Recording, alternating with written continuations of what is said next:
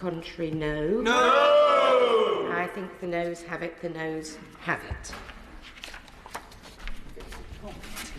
The clerk will now proceed to read the orders of the day. Pet abduction bill as amended to be considered. Now.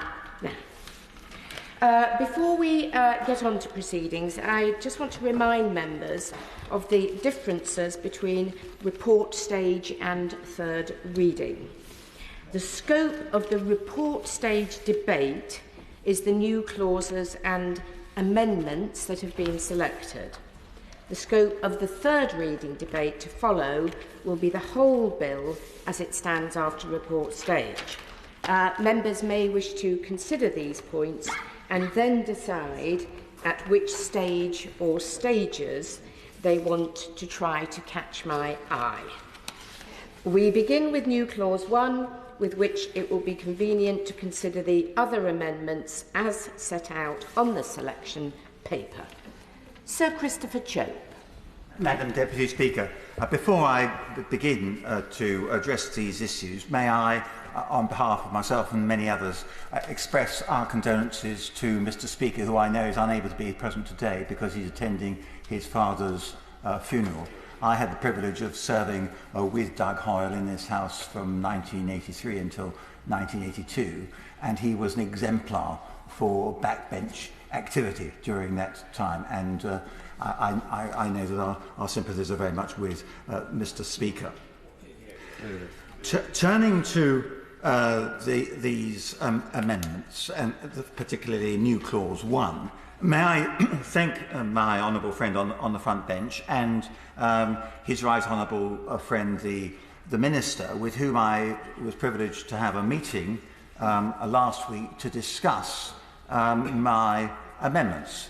I think that he and his right honourable friend have a better understanding of the way I work than quite a lot of our other colleagues. I'm very pleased that as a result of that meeting, there was essentially an agreement, an acceptance that we need to try and link the communications in relation to the appalling incidents of pet abduction or theft to the need for people to microchip their loved animals, particularly dogs and cats. And in the course of that discussion, it was pointed out by the Right Honourable Member, the Minister of State, that before this bill was to become law, it would be necessary for there to be guidance discussed with the Crown Prosecution Service as to exactly what the enforcement provisions would be. And I hope that my honourable friend, in responding to this debate, will expand upon this point. But following that discussion, I thought, well, I'd put down a new clause about guidance so that any references in this debate could include references to the specific issue of guidance which would be issued following the enactment of this legislation.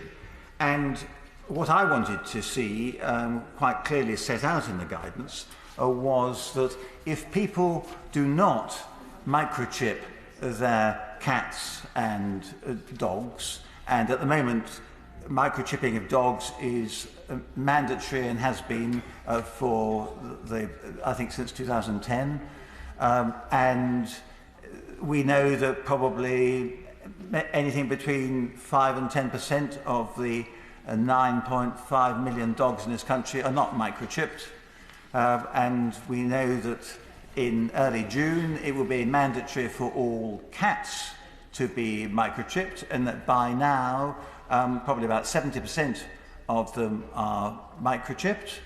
And I hope that we can send out a message in discussing this important legislation that if you don't have your cat or dog microchipped, then you shouldn't be able to expect the law to rush to your assistance in the event of your cat or dog being abducted.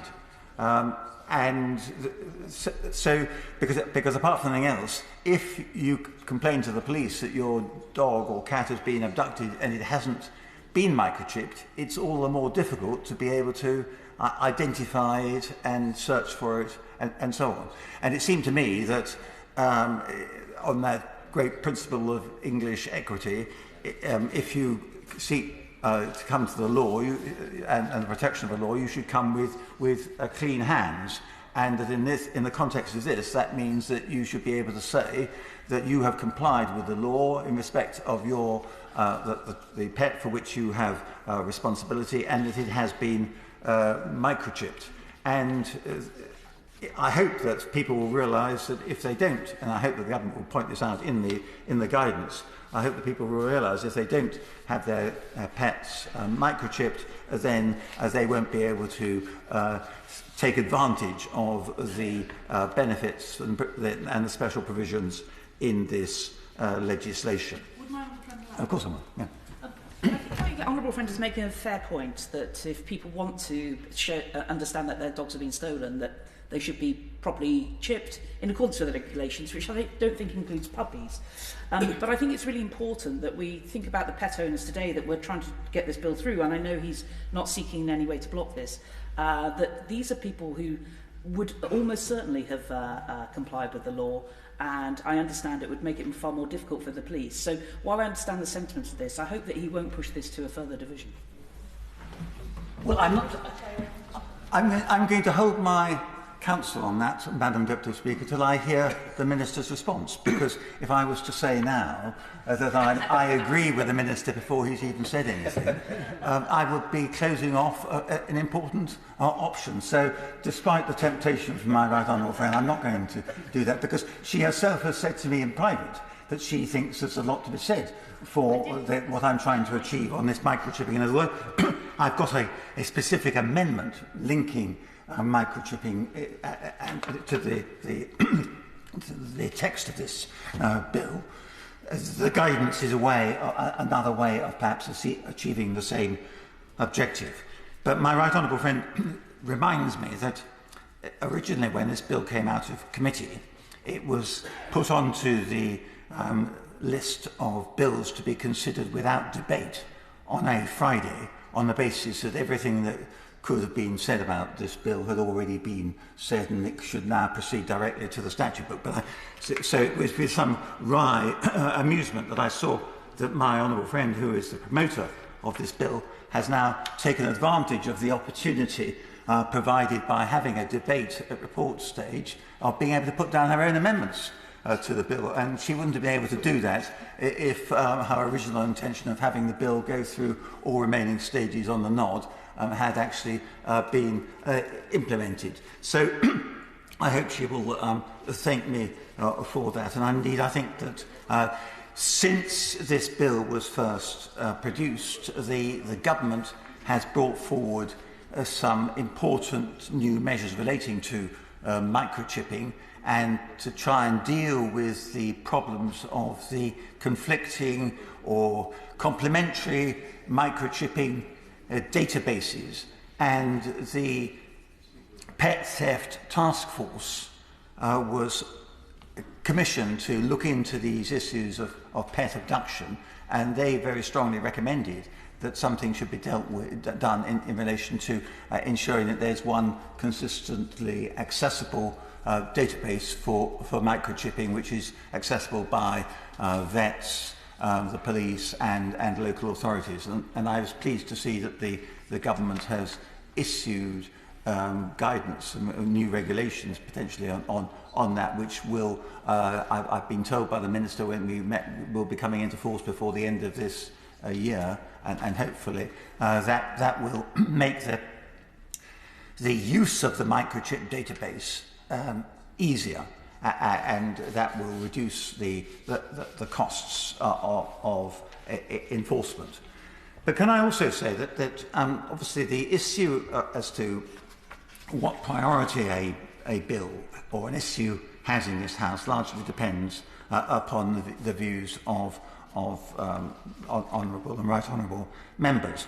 And the government obviously believes that pet abduction is an important issue, as indeed it is. But I think we need to keep in context, and that's why the guidance, I think, is going to be important. We need to keep in context the burden on the enforcement authorities of bringing in new laws and with it new penalties and essentially new pressure for prosecutions. Because the latest figures I've got show that of the 9.6 million dogs in the country, in 2020 there were only 2,000 reports of dog theft. And so we need to keep this issue in context. By contrast, Madam Deputy Speaker, the latest figures show that in England and Wales in 22-23 there were 130,521 motor vehicle thefts reported, one every 5 minutes.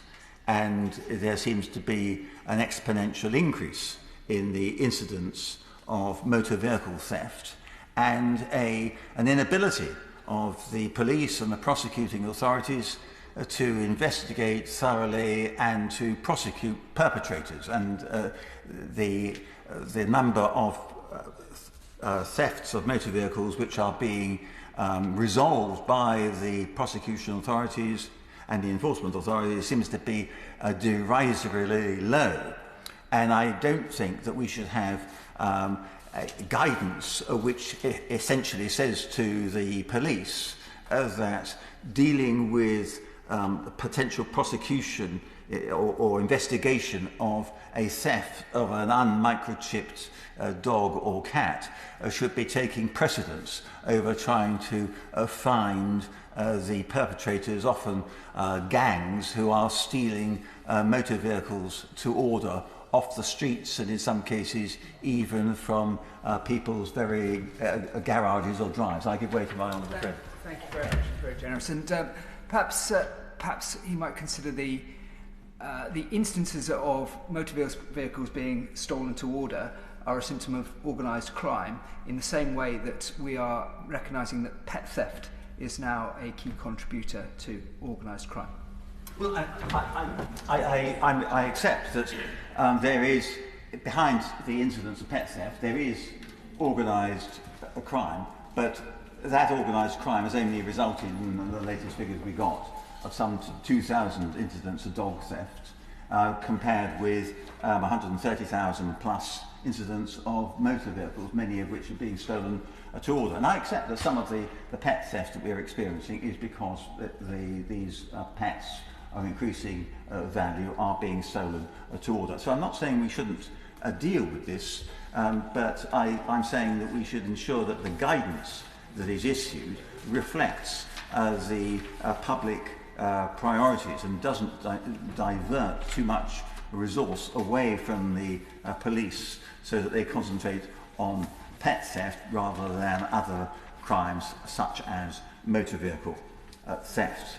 So, Madam Deputy Speaker, that's the background to introducing new clause 1, which would require the Secretary of State to publish guidance on the enforcement of the provisions of this Act. I hope that my honourable friend in responding will say that he's going to do that anyway, and so there's no need to have this provision included in the bill. And in our discussion, one of the points that was made by our right honourable friend, the Minister of State, was that he would prefer this bill to go through this House totally unamended. I suspect, however, that aspiration is now being abandoned because the promoter of the bill, my honourable friend from Southend, is actually putting forward their own amendments, and which seem perfectly reasonable. But it will mean that this bill will need to be amended in this place, and if it's going to be amended, then one or two good amendments from my honourable friend could be complemented by other amendments should they be necessary.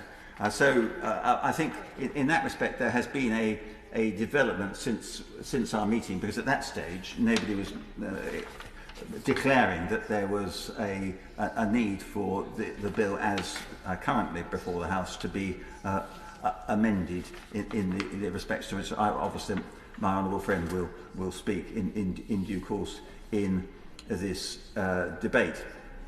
And can I speak briefly to some of the other points that I was seeking to make? Because the way in which this bill has been drafted is that a person commits an offence of dog abduction if they take a dog so as to remove it from the lawful control of any person, or detain a dog so as to keep it from the lawful control of any person entitled to it. And so that means that the person can be arrested for that, and it's only after they've been arrested that they are then able to take advantage of the defence in subsection 2 of clause 1, that before which is that before the abduction, the pet was living together in the same household with the person who is alleged to have abducted it. On a point of order. Point of order, Mark Francois. Thank you, Madam Deputy Speaker. As the House will be aware, very serious events have taken place overnight in the Middle East, with Israel apparently striking targets in Iran. This could potentially lead to further very serious escalation. As a former Armed Forces Minister myself and now a member of the Defence Committee, Dame Rosie, I hope you will allow me to take this opportunity to say that it's very important, as the House is fortuitously sitting today, that either a Foreign Office or an MOD Minister come to the House as soon as possible and make a statement about exactly what we know about these attacks and what the government believes the implications might be. May I ask, Dame Rosie, have you or the Speaker's Office had any indication that the government intends to make such a statement, and if so, at what time? Well, I thank the Right Honourable gentleman for his point of order, and as he says, he's an ex-Armed Forces Minister. There has been no indication either to myself or to the Speaker's Office, so far as I am aware, that the government intends to make a statement, and certainly at the conference meeting this morning there was no indication that the government intended to make a statement, but obviously colleagues on the front bench will have heard his point. Thank you.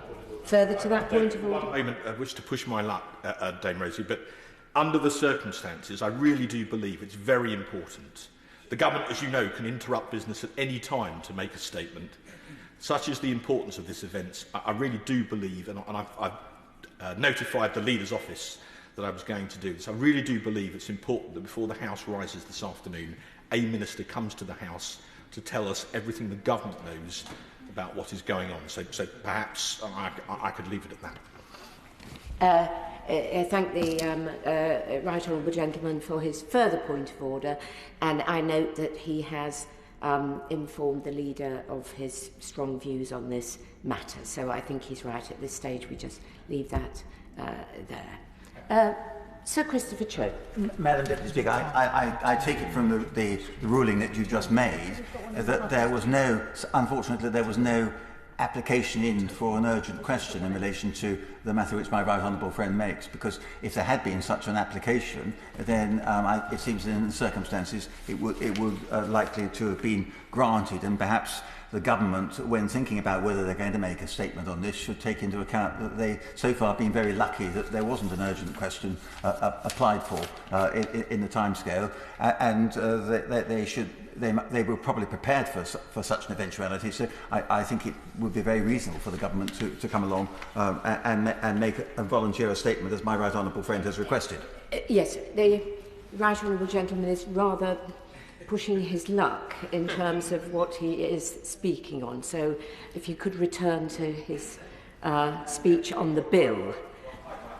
Emphasise the importance of the bill which we are discussing at the moment, and this is not the only occasion on which we are discussing legislation which may seem for many people, compared with what's happening in the rest of the world, to be relatively unimportant. But the pet abduction issue is a very important subject for those who are directly affected by it.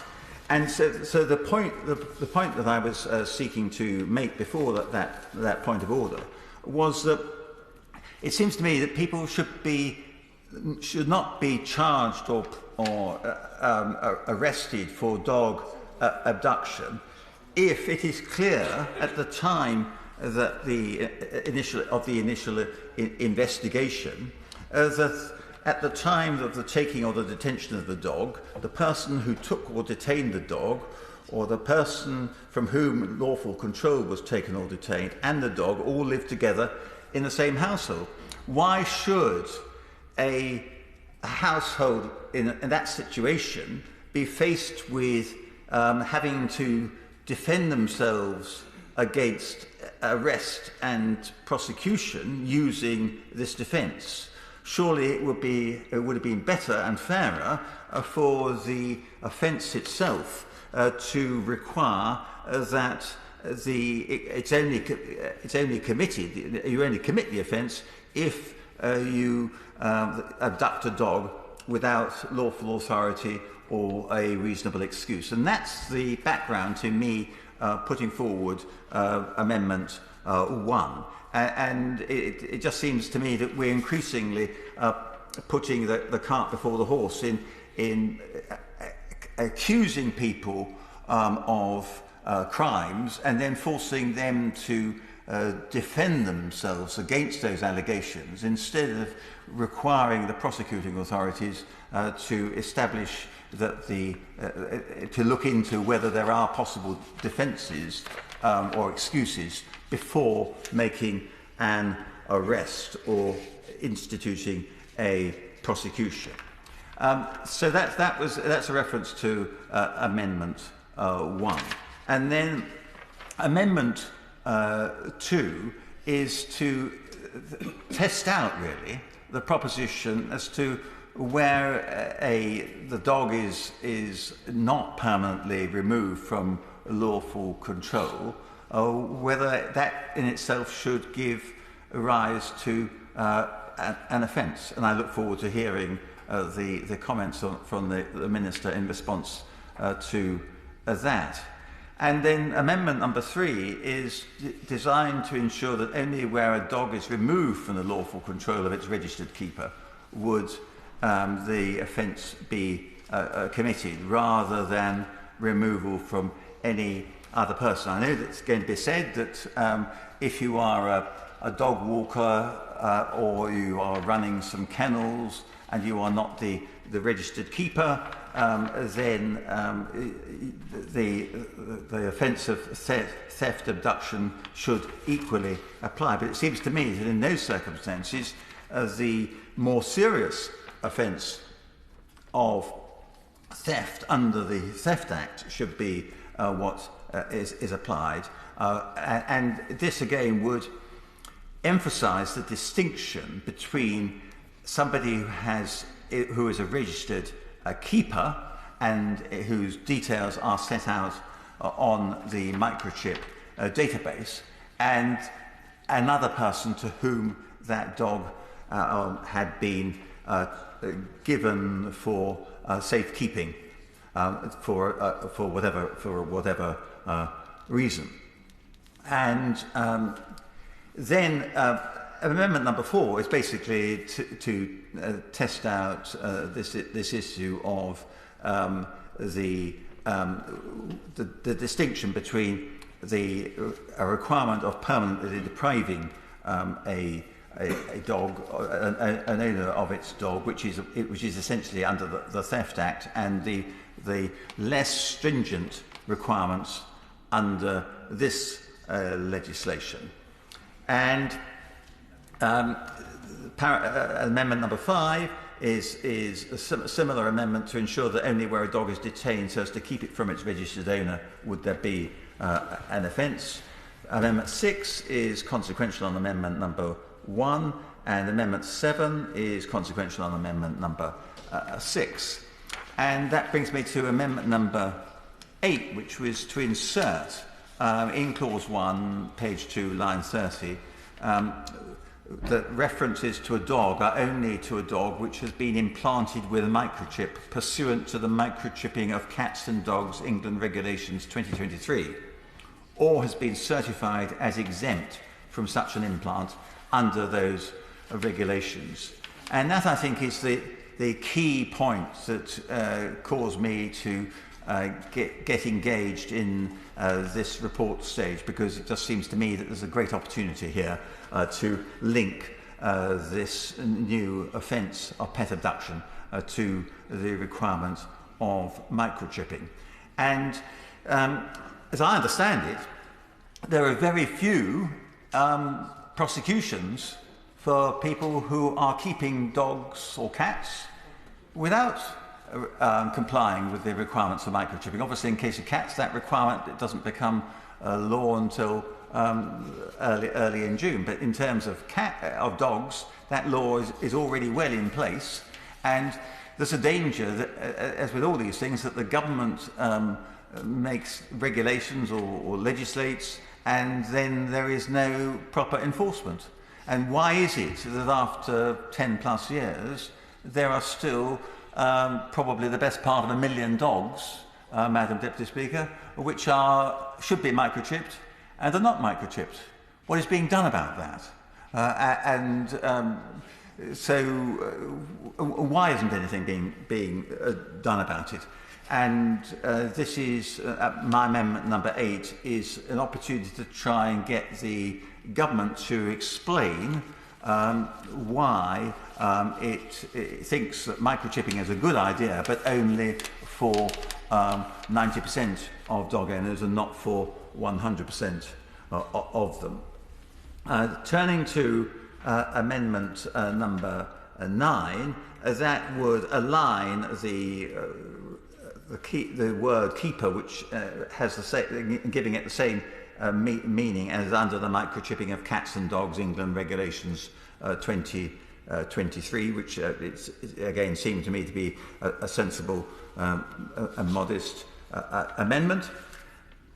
Amendment 10 was a probing amendment to try and tease out from the government what is happening about cat abduction, because when the government set up its task force, that task force recommended that dog abduction should become the subject of the pet abduction legislation, and that at some stage in the future there could be references to cats and other pets.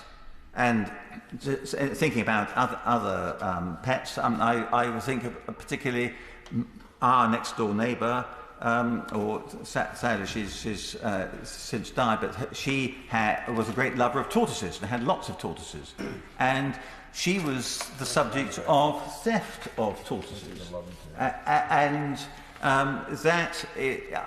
I thought that was a really cruel theft of her tortoises, and I hope that perhaps in due course tortoises will come within the scope of this legislation, as they can do under the provisions of clause 3.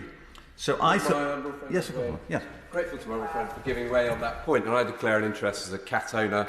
My cat is called Hetty, and part of the reason why I think the cats have been added to the face of the bill, which I supported, was because of the excellent campaign run by Cats Protection precisely to put them on the face of the bill.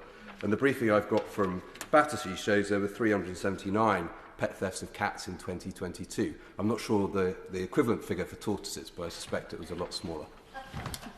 Well, as a percentage of the relative populations, I suspect the incidence of theft of tortoises is much higher, because my honourable friend is only referring to 379 cases of cat theft, and my understanding is that there are 10.5 million cats. So if we work out the percentage chances of a cat owner finding that they are deprived of their cat, I suspect it's much less likely than it would be that if you are a tortoise owner finding your tortoise has been abducted. But I think the point my honourable friend makes is that this is, in the context of 10.5 million cats, 379 thefts is hardly a really serious issue. He may be a cat owner. I'm not a cat owner, but our family are dog lovers, and the two are not necessarily incompatible. But I recognise the importance of the microchipping of cats, and that obviously this legislation is not going to get onto the statute book until after the microchipping of cats has become mandatory and the subject of criminal penalties if it is not complied with. I'm proud to have been able to visit the premises of the Cat Protection League in my constituency in Ferndown, which is a very important centre for the rehoming of cats, and that's one of the great attributes that important charity undertakes. So I'm not against cats, but the reason I put down this amendment was to test out the government on its thinking, because whereas the original body which was set up to look into these issues, the task force, reached a conclusion that dogs should take precedence, subsequently, because of behind-the-scenes lobbying, not public consultation, but behind-the-scenes lobbying by particular interest groups, the government gave way and has supported the extension of this legislation to cats. What the task force said, and all I'm doing is, in a sense, repeating what the task force said. The task force advice was start off with dogs and then extend it to cats. And the essence of my amendments, 10, 11, and so on, would be to enable cats to be included at a later stage under the provisions of Clause 3 of the bill, and thereby bringing the bill into conformity with the recommendations of the pet abduction task force. If the government doesn't want to do that, and I understand the reason why they may not want to do that, then so be it. But I still think it's worth exploring in debate. So, Madam Deputy Speaker, that's why I put down those amendments, and that's why Amendment 13 is included, which is consequential on the removal of Clause 2 from the bill, as indeed is Amendment 14 and 15. And then I note that on the order paper, the next amendment is Amendment 21, which is in the name of my honourable friend who promotes this bill.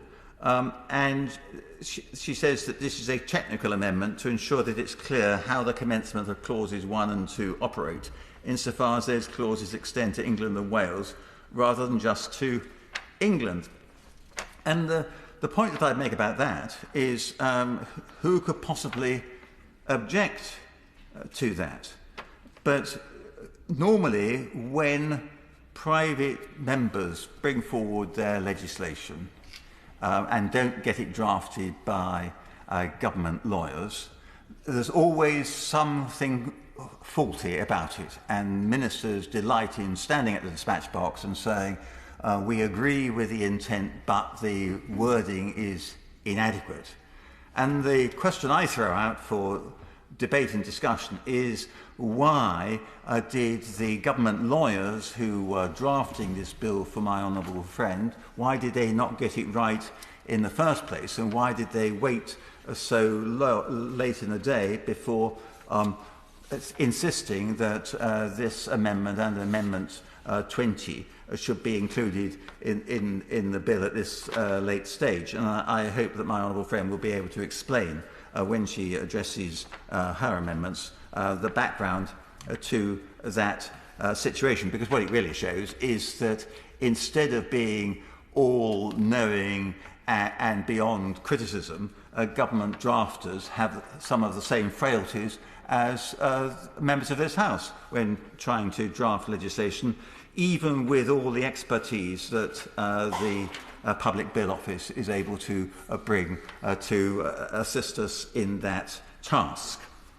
And so the next, and then Amendment 21 links back to my new clause, which would make the commencement of this legislation contingent upon the necessary guidance having been issued. And I think from what was being said in the discussions I had with the ministerial team, it seems that that is the intent, but this would put it on the face of the bill. And again, Amendment 16 is a consequential amendment, and Amendment 20 is one to which I've already referred in the name of my honourable friend. So, Madam Deputy Speaker, that's a quick run through these amendments, and I hope that it will generate a proper debate and discussion, and will enable people who are taking an interest in these issues to become more familiar with the issues around microchipping and the importance of ensuring that cats and dogs are microchipped, and that the burden on the enforcement authorities, the deterrence which microchipping provides against those who are minded to engage in theft of pets, that those issues can be shared more widely across the country.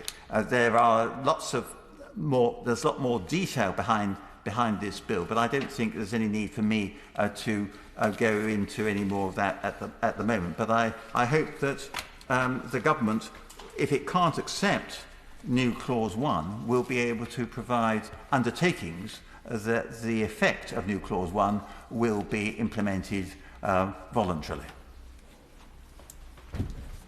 New Clause 1, guidance. The question is that new Clause 1 be read a second time. And can I thank the Right Honourable gentleman for what he said in terms of passing on condolences to the Speaker today.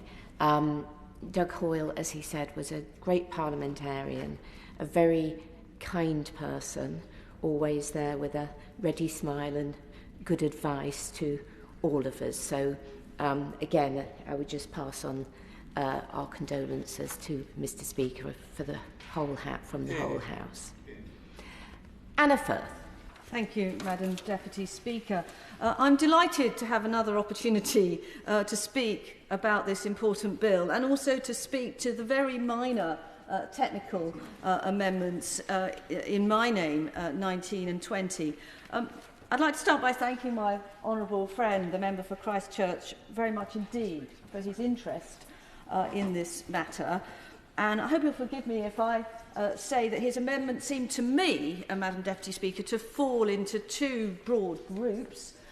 His concern about microchipping, which I think is laudable, and what I would call legalities and issues he has about the ingredients of the offence as drafted. I'd like to start with his amendments concerning microchipping. And it's very clear that he has a great passion for ensuring that keepers microchip their pets. And of course, I'm sure we can all get behind that as a general point. That's a very responsible way for dog owners and cat owners to behave. Because microchipping is a very safe and reliable way of identifying animals, whether they're found as strays or whether, in keeping with the topic of this debate, if they are recovered having been abducted, the microchip should be a lifeline home for that animal. That's obviously good for both the animal and good for the keeper. And so insofar as he wishes to ensure that we are more responsible and we encourage microchipping, I agree wholeheartedly with the principle there, although of course I don't agree with trying to sort of lever those principles into this bill. Because microchipping of dogs has been compulsory in England since 2016, so 9 years ago.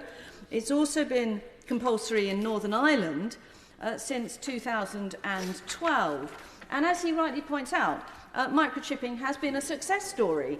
Around 90% of dogs in the UK are already microchipped. There's also good evidence that microchipping works. The government's recent post-implementation review of the microchipping of dogs, England Regulations 2015, concluded that the introduction of the 2015 regulations had increased microchipping and reunification rates with obvious benefits for animal welfare and pet owners. And I'm delighted that these benefits are soon to be extended to cats as well through the microchipping of cats and dogs, England Regulations 2023.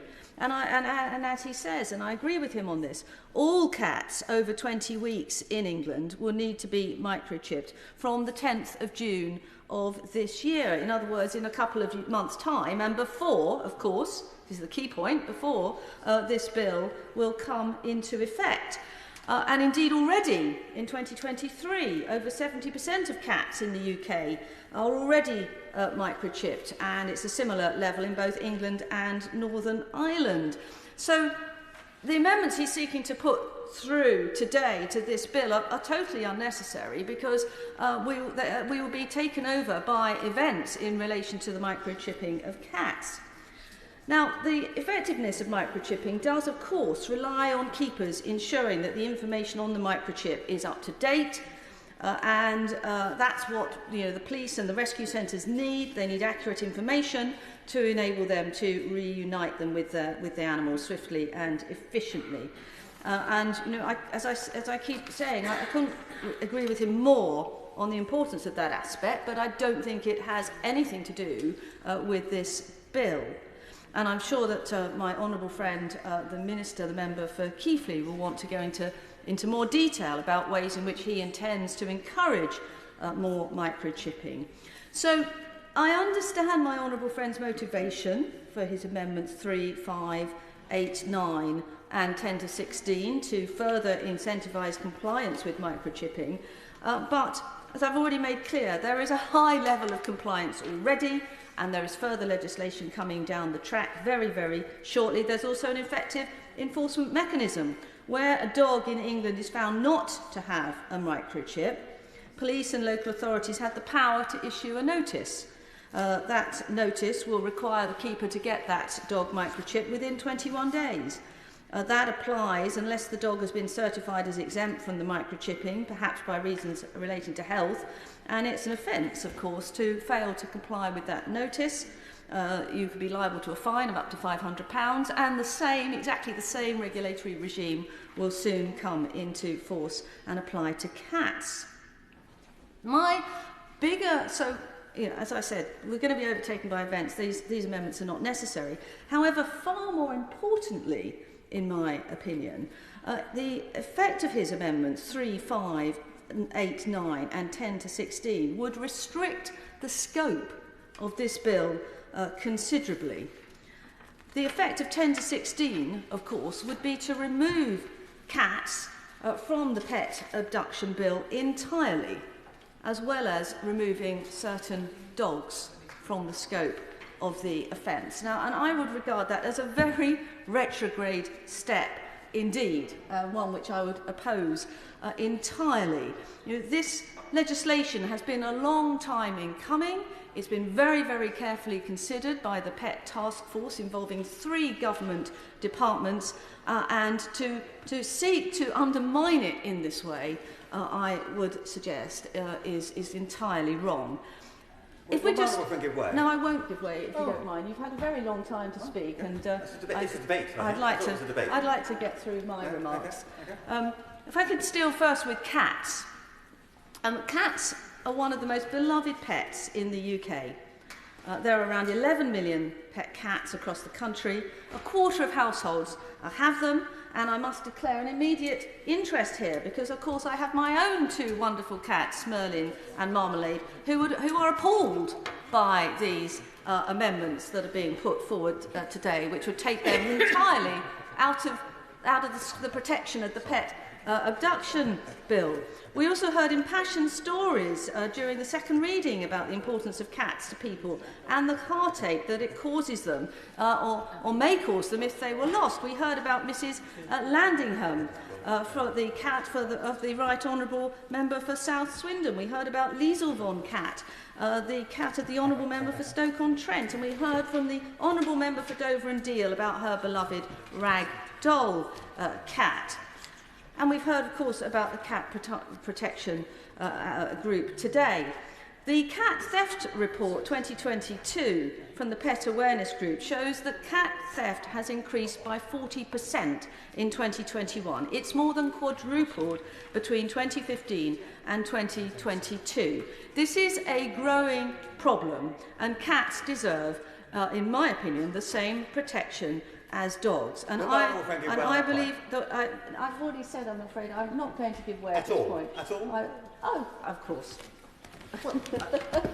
I'm grateful to my honourable friend for giving way. It is a debate, and I just wondered if she could put, instead of percentage increases, whether she could put a figure, a number on the number of cat thefts, please. Well, he's right to say it's small. It's a matter of hundreds, not thousands. But it is the point that I'm making is that it is increasing.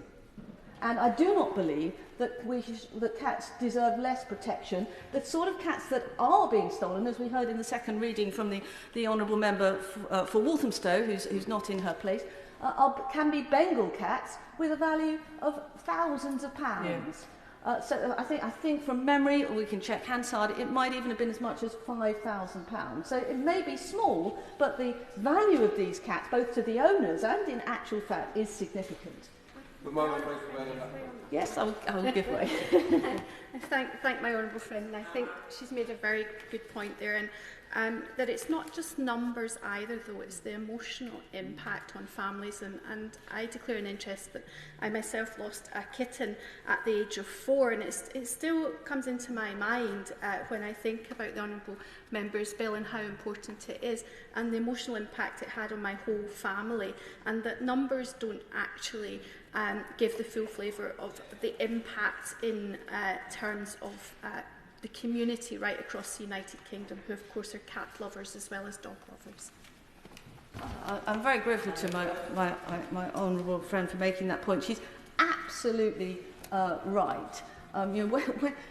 Whether your cat is a mongrel, a rescue cat, a stray cat that you've quite rightly adopted and looked after, or a I've just checked Hansard, or a £5,000 Bengal cat to the owner, they are a member of the family, and they deserve the same protection, in my opinion. My Merlin and Marmalade deserved exactly the same protection as my precious Cavapouchon, Lottie, and I believe I'm giving way. Great to my friend. The House of Commons Library helpfully prepares a brief, obviously, for these debates, and in it refers to the pet theft awareness which conducted FOIs across a number of forces. Some of the biggest forces, Greater Manchester and others, did not respond, but if you took the figures that were used for the Metropolitan Police and applied that at the same percentage rate, you would get a figure of around 1,500 cat thefts a year, rather than the 500 or so that were referred to. Grateful to my honourable friend for bringing that more accurate information to the chamber. illustrating again, we are now talking about in the thousands for cats, just as we are for dogs. So if we were to remove cat abduction from this bill, as per my honourable friend's amendments, we would be sending a clear message that cats do not matter as much as dogs, and I believe that would be wholly wrong. It would certainly be met with a great deal of resistance from my constituents in Southend West. While I'm just on the subject of cats, I would just like to correct the record, Madam Deputy Speaker, because it's come to my attention that during the committee stage on Wednesday the 31st of January, I inadvertently misspoke. This was in response to my honourable friend, the member for Dover's question about indoor pedigree cats, such as rag dolls. And when speaking about extending some of the dog provisions in relation to holding indoor cats, I said that Clause 3 of the bill should enable further provisions. But that is not the case, Madam Deputy Speaker. The enabling power in Clause 3 only relates to the abduction of animals commonly kept as pets other than dogs and cats. So I just want to make that clear. However, as I said clearly in committee, and as I assured the honourable members then and now, Clause 2 of my bill already applies in relation to the taking of a ragdoll cat. I now want to come on to talk about dogs and the categories of dogs that would be excluded by these amendments, because although Amendment 8 acknowledges that dogs can temporarily be exempt from microchipping requirements for medical reasons, it does not recognise that puppies do not have to be microchipped until they are 8 weeks old. So if this amendment were to be accepted today, a person taking or detaining puppies would be entirely excluded from the offence of dog abduction. Yet we know that it is high-value puppies that can be the subject of organised crime. Indeed, I consulted with the Police and Crime Commissioner for Essex, Roger Hurst, yesterday about this bill, and he reminded me, and Madam Deputy Speaker, you as an Essex MP may recall this, there was a litter of blue Merle French bulldog puppies valued at £100,000 in nearby Basildon, that was stolen in its entirety, clearly as a part of organised crime. So to exclude puppies from this bill would be another extremely retrograde step. It would also be the same for dogs that have been imported into England by their keeper for a holiday of less than 30 days, as the 2023 regulations don't require them to be microchipped. It would also exclude certain working dogs, such as police and army dogs, that don't have to be microchipped until they are 3 months of age. So in that part of their lives, they would also be unprotected. In addition, Madam Deputy Speaker, there is a risk in relying on a definition laid down in secondary legislation that is crucial for the interpretation of this bill. This risks unintended consequences in the application of the offences if this secondary legislation were ever to be amended. I should also mention that the microchipping of dogs and cats England regulations do not apply in Northern Ireland. Northern Ireland has its own microchipping legislation. So because of this, the amendment would exclude the abduction of most dogs in Northern Ireland from the scope of the dog abduction offence, another backward step. Other important points, Madam Deputy Speaker, are that the bill deliberately frames the abduction offences around the broad concept of lawful control. By not using terms like keeper or owner, the bill recognises that different people have lawful control of our dogs at different times.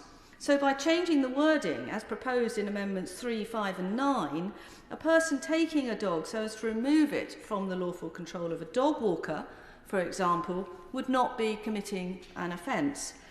And I do not believe, Madam Deputy Speaker, it's right for the same dog to be afforded a different level of protection in law according to who the dog happens to be with at any given time. We know that dogs are commonly abducted in parks or gardens when they may well be under the lawful control of a dog sitter or a dog walker or another member of the family. Why should a dog that's stolen or abducted in those circumstances be dealt with differently? I don't believe that they should, and I don't believe that most people in this country would consider that they should either. So, in summary, Madam Deputy Speaker, I believe that abducting a dog, I think we can all get behind this, is an abhorrent crime, regardless of who the dog was taken from, and exactly the same is true for cats.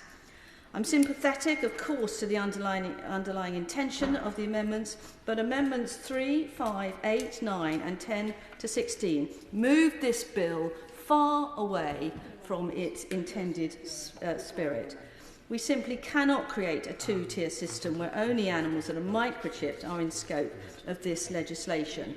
And given that this legislation implicitly recognises that cats and dogs are sentient beings, it's absolutely not right for only those that are microchipped to be protected. So I really do urge my honourable friend, the member for Christchurch, to withdraw these amendments. I'm going to defer to the Minister to address my honourable friend's amendments, new clause 1 and 21. But I will now move on to my honourable friend's amendments 1, 6 and 7, and these fall into the broad basket of legal amendments. But I can be swift because his statement suggests that these amendments seek to ensure that the person alleged to have committed an offence is not required to prove their innocence. This is specifically in relation to the matter of reasonable excuse or lawful authority for the act constituting the alleged offence. Well, I'm pleased to say that we agree again in principle that the burden in a criminal case should always rest on the prosecution. It's clearly a very well and long established principle of our English law, and in my opinion, this bill does just that. The drafting of the bill is such that the prosecution does, as normal, bear the burden of proof. What I think my honourable friend is referring to is the fact that what the bill does is place an evidential burden on the defendant in relation to those defences of reasonable excuse or lawful authority. So they only need to raise the issue and adduce sufficient evidence to raise it as an issue, but the burden of proving the offence remains fairly and squarely on the prosecution. So my worry with the amendments as worded is that they could introduce more uncertainty. It's not clear the different kinds of burdens that might be imposed. It could potentially impose more of a burden on the defendant. So for those reasons also I urge my honourable friend, the member for Christchurch, to withdraw amendments 1, 6 and 7. So I now turn to amendments 2 and 4, which are also legal amendments. They seek to restrict the offences to situations where a dog is removed or detained permanently from a person's lawful control. Now, one of the reasons that the Pet Task Force suggested we frame an offence of pet abduction is in order to move away from the formal ingredients needed to prove theft, one of which is the intention to permanently deprive, because that is more difficult when you're talking about pets. So to try and sort of put this back into the pet abduction bill is again to take us backwards to a place that we want to move away from. So I urge again my honourable friend to withdraw his amendments 2 and 4. I turn now finally, Madam Deputy Speaker, to my own 2 minor and technical amendments to the bill in clause 6. And Madam Deputy Speaker, you will recall that the Right Honourable Member for Suffolk Coastal brought forward an amendment that was accepted in relation to commencement. So the original bill as drafted has been changed slightly following committee stage. So and it is that that is the main driver for these two minor and technical amendments, which are practically stylistic in content. The amendments are intended to clarify the bill's drafting with respect to the commencement of clauses 1 and 2. These, of course, are the new offences of cat and dog abduction. These amendments confirm that clauses 1 and 2, so far as they extend to England and Wales, will come into force 3 months after the bill receives royal assent. They also confirm that clauses 1 and 2, so far as they extend to Northern Ireland, will come into force on a date appointed in an order by the Department for Agriculture, Environment and Rural Affairs in Northern Ireland. And for clarity, these amendments, as I say, are stylistic. They do not in any way change the policy of this bill, and I urge honourable members to support these minor clarifications of the bill today. Thank you, Madam Deputy Speaker. Thank you. Nobody's standing. Is anybody standing? Dr. Lisa Cameron. Thank you, Madam Deputy Speaker. I rise to support my honourable friend's bill and the amendments made, and also to thank the honourable member for Christchurch for all the effort and thought and consideration put into the work that he has done, because I do think and microchipping wasn't a thing. As I mentioned, I lost my kitten when I was age 4, and it's one of my most pertinent memories actually from my childhood. It still stays with me. But if microchipping had been possible at that time, it may have been that we could have found the kitten again, and we could have come back together as a family at that time. And it was just such an issue for a young girl, my very first pet as well. So I do thank him for all of his consideration, and I do think that microchipping is extremely important, as he says, and I'm very, very glad that government are going to be bringing that forward in legislation in the near future.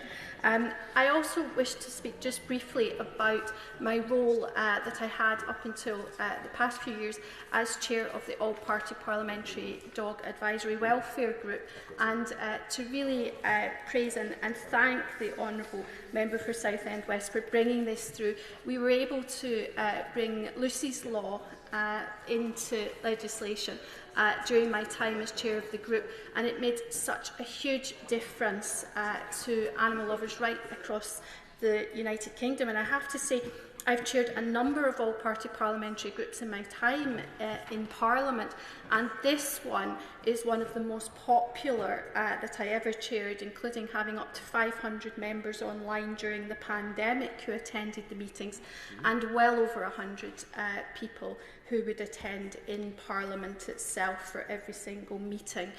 So we must recognise that we are most definitely, the UK is a country of dog lovers.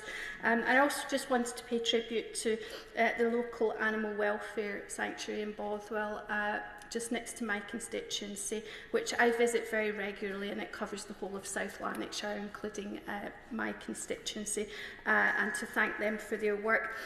When I chaired the APPG for dog welfare, pet theft was a huge issue, not only, as she said, because some of the dogs stolen were extremely highly pedigreed and valuable dogs, but also because of the fate of some of the dogs was absolutely heinous, because often those people who were taking the dogs were also taking them as bait and for dog fighting purposes. And some of the horrendous stories that we heard in that APPG just underscores how very vital this legislation is moving forward.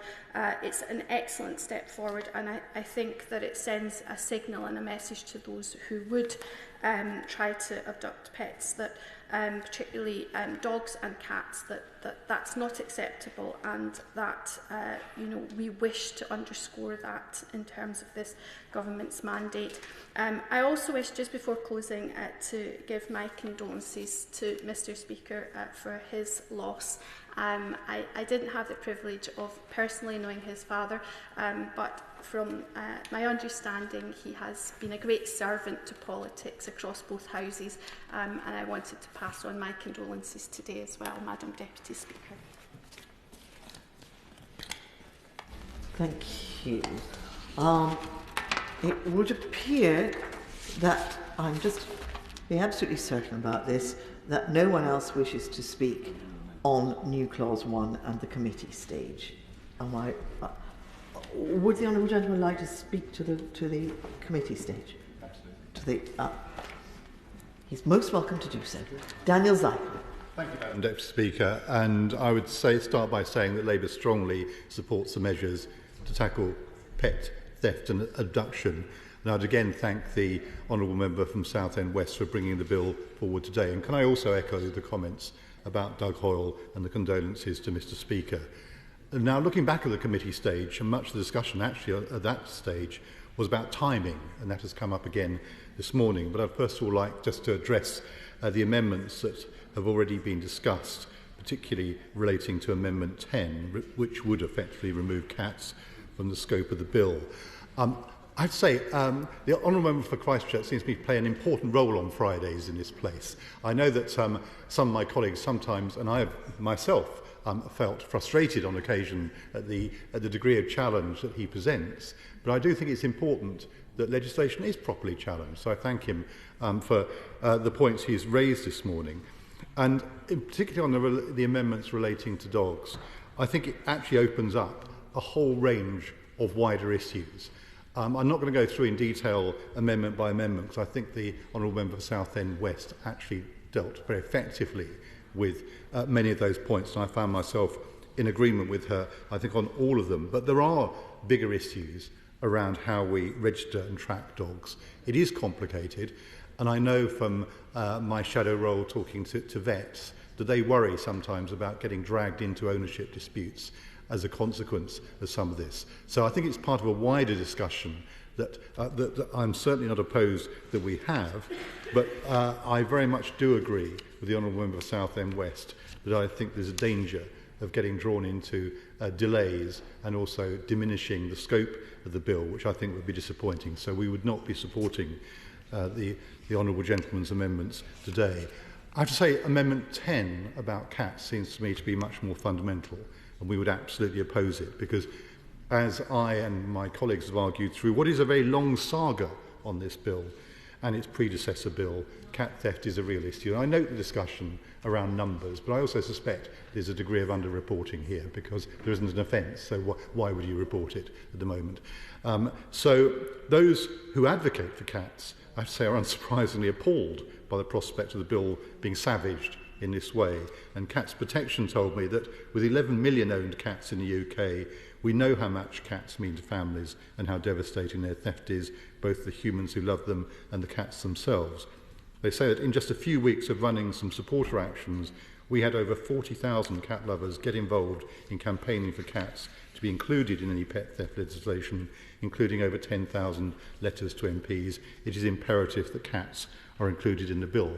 Now, I'm sure the honourable gentleman say just because there is a campaigning organisation making the case effectively does not necessarily lead to good law, but I think the point we can take from that is there is a considerable public interest in this and an expectation now that action is taken. And I genuinely think that the microchipping issues that have been raised can be resolved. And frankly, we don't look at other theft offences and say that we don't tackle stuff just because it can't be microchipped. So I think these are problems that can be resolved. And I have to say, there's a particular irony in the issues around timing, particularly which came up in committee stage, the discussion around whether it could be implemented within 3 months. And I think I know the members on the other side know exactly what I'm going to say. This could have been done 2 years ago, fully 2 years ago. We needn't have been here today, Madam Deputy Speaker, because this is yet another private member's bill which has appeared as a result of the government's abandonment of the Kept Animals Bill. In fact, I'd say the real question today around the pet abduction bill is who abducted the Kept Animals Bill and for what purpose? Now, I've asked that question repeatedly. I've never got an answer. I'm absolutely certain I won't get an answer today. It's just another one of those DEFRA mysteries, like how the Secretary of State comes to override the advice of his permanent secretary, but that's one for another day.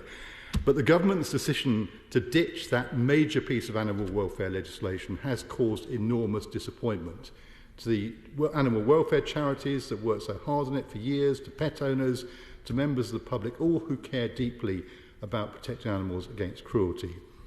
And most of all, of course, it allowed the mistreatment of animals to continue. We will never know how many animals might not have been abducted had this legislation been put in point earlier. And that's not just me saying that, it's a point powerfully made this month by the EFRA Select Committee. And I'll just quote briefly from their report. They said, the government's withdrawal of the Animal Welfare Kept Animals Bill stalled progress on key animal welfare issues. These delays have allowed the continuation of poor animal welfare practices. The Department must ensure that every provision from the Animal Welfare Kept Animals Bill is brought into force during the current Parliament. We welcome the introduction of private members' bills that will take forward vital animal welfare measures, but note that the government was relying heavily on members who were successful in the private members' bill ballot, being willing to take on its handout bills to deliver its manifesto promises, rather than committing to bringing forward the legislation itself. While on this occasion it may prove successful, it was nonetheless a risky strategy. And that's why we're here today discussing this with a piece of legislation that frankly is at risk because of the process that we're going through. And there's no guarantee, given political uncertainty, the febrile nature of politics at the moment, that there will actually be time for this legislation to reach the statute book. So the EFRA committee is absolutely right to make those observations. It's deeply regrettable that, contrary to what the government promised in its May 2021 action plan for animals, it's actually failed to take the leadership itself to crack down on rising rates of pet abduction. So with that, Madam Deputy Speaker, we will not be supporting those amendments, but I do hope the bill can go forward intact to third reading and beyond. Minister Robbie Moore. Thank you, Madam Deputy Speaker. And firstly, may I say from the government benches, send our condolences to Mr Speaker, who is unable to be here today with attending his father's funeral. So I wish to just put that on record, but send our sympathies to Mr Speaker. It is a pleasure to speak about this bill, which is so important to so many people. And can I thank my honourable friend, the member for Christchurch, for his considered attention to this bill, not only today but previously, and in relation to the meetings that not only I but my right honourable friend, the Minister of State for Food, Farming and Fisheries, has also had with him in consideration of the points that he has brought to this House. And for his support in some of the measures that we are bringing forward in this bill. And can I also thank my honourable friend, the member for Southend West, for her considered responses in bringing forward her contributions at this report stage. Let me start by addressing Amendments 1, 6 and 7. As already eloquently outlined by my honourable friend, the member for Southend West, the bill, as drafted, already makes clear that it prosecutors bear the burden of proof.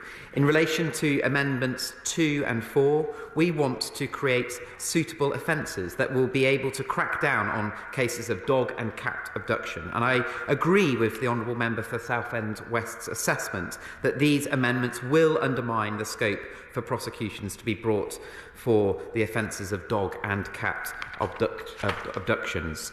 I too urge the honourable member for Christchurch to withdraw his amendments for 1, 2, 4, 6 and 7 on the basis of the points that I have made, but also the contributions that the honourable member for Southend West has made. I want to also specifically turn to amendments new clause 1, 3, 5, 8, 9, 10, 16 and 21 that has already been discussed in this place. I commend the honourable member for Christchurch's dedication to microchipping, and I know that he has a branch of cat protections in his constituency, and I know that my honourable friend, the member for North West Norfolk, has also, and quite rightly as he has contributed towards this debate, stating that the cat protection have been instrumental in supporting the extension of the compulsory microchipping requirements to cats. And I am very pleased both about the extension and their support on this issue. From the first moment a dog abduction offence was introduced in this place, MPs and stakeholders alike have asked for it to be extended to cats. The Department has received a significant number of letters from the public and parliamentary questions from honourable members and right honourable members in support of this. And I agree with the honourable member for Southend West on this issue. The government cannot support removing cats from the scope of the bill. However, I understand that my honourable friend's desire to remove cats from the scope of this bill was guided by a laudable intention of incentivising microchipping. I am pleased to say that we very much agree on the importance of microchipping. Microchipping is the best way to reunite lost and abducted animals. And the government made microchipping compulsory for dogs in England in 2016, and we are now extending the benefits of this legislation to cats as well. From the 10th of June this year, all owned cats in England over the age of 20 weeks must be microchipped and registered on a compliant database. Microchipping is a safe, simple and effective procedure. The average cost is £25 plus an average £10 for registration over the lifetime of the animal. Microchipping undeniably helps to bring displaced pets home, and in the UK around 90% of dogs have been microchipped, and in 2023 already more than 70% of cats have been microchipped voluntarily. Our post-implementation review of the microchipping of dogs England regulations 2015, the predecessor to the 2023 regulations, showed that this legislation has had a positive effect on reunification rates. Stray dogs that have been microchipped and have up-to-date database records are more than twice as likely to be reunited with their keeper than stray dogs that do not have a microchip. Police and local authorities can and do issue notices requiring a dog to be microchipped where it is not already. This has demonstrated to be an effective mechanism to support compliance. Since we introduced the English compulsory cat microchipping legislation, we have been working closely with a number of animal welfare stakeholders to develop a coordinated communications campaign to explain to cat owners the benefits of microchipping and the new legal requirements. And last summer, we even enlisted the support of our chief mouser, Larry the cat, who himself wants an unmicrochipped stray before being taken in and rehomed by the Battersea Dogs and Cats Home. Larry's tweet on International Cat Day explaining the importance of microchipping for reuniting pets and with their owners received over 500,000 impressions. I am also grateful to stakeholders who have helped spread the message at the start of our 100-day countdown campaign to the introduction of these measures.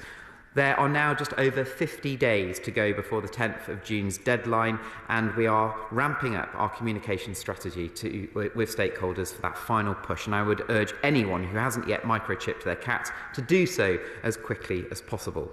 Our communications around the new cat microchipping rules, as well as around this bill, will provide a clear message that microchipping will help bring abducted pets back home sooner.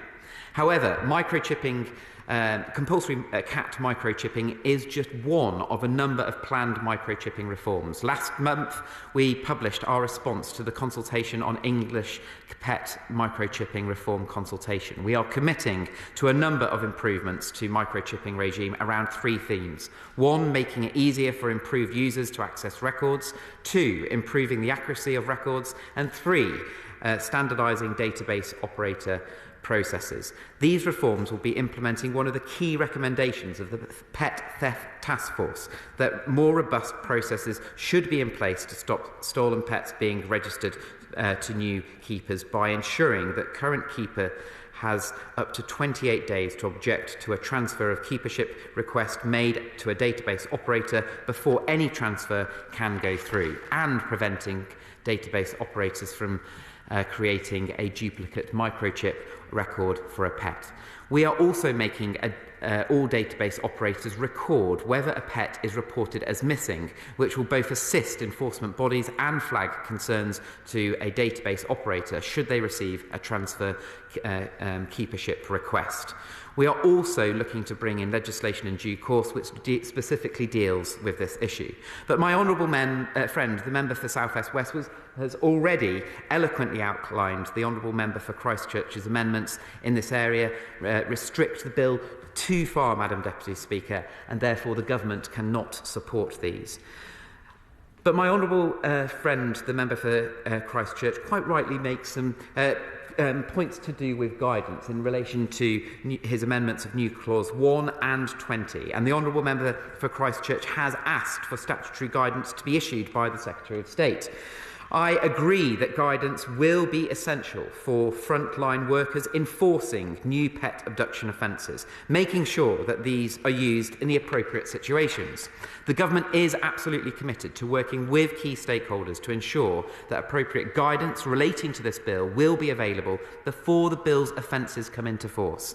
The cross-government pet theft task force already establishes relations with police officers, operational partners and animal welfare organisations working in this area. So we have a network already in place, and I can confirm that those conversations are already underway, and on the basis of the points that my honourable friend has quite rightly raised, I will ensure that those points are part of the conversations that are happening and are already underway. Enforcers will have the support and information they need to effectively implement this legislation once it comes into force, without the need to legally require enforcement guidance in this bill.